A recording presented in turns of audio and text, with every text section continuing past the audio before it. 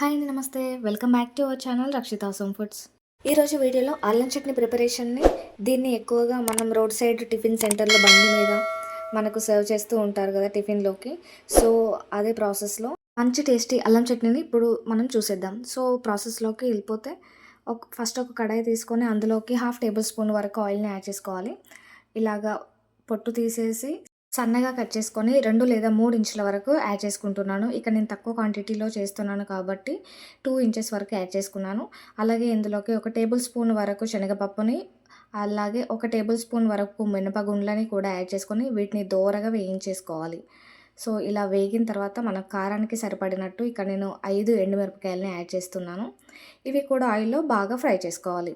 ఇలా మంచిగా ఫ్రై అయిన తర్వాత ఇందులోకి ఒక టేబుల్ స్పూన్ వరకు ధనియాలని యాడ్ చేసేసుకొని మంచిగా ఫ్రై చేసుకోవాలి.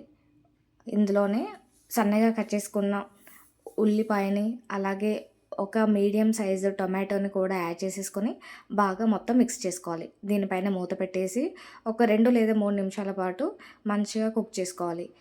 ఇవి టమాటోస్, ఆనియన్స్ అనేవి మంచిగా సాఫ్ట్‌గా అయ్యేంత వరకు మనం బాగా ఫ్రై చేసేసుకోవాలి. ఇందులోకి మనకు కలర్ కోసం కొంచెం పసుపుని, కావాలంటే ఇందులోకి 1 ఇంచు వరకు చింతపండును కూడా యాడ్ చేసేసుకొని వీటి మొత్తాన్ని బాగా చల్లారనివ్వాలి.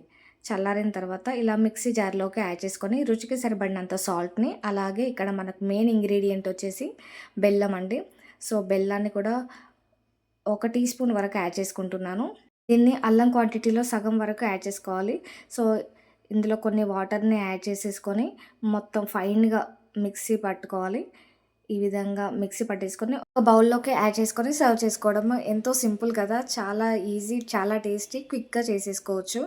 Please like, share and subscribe to our channel Rakshitha home foods. Thanks for watching. Bye.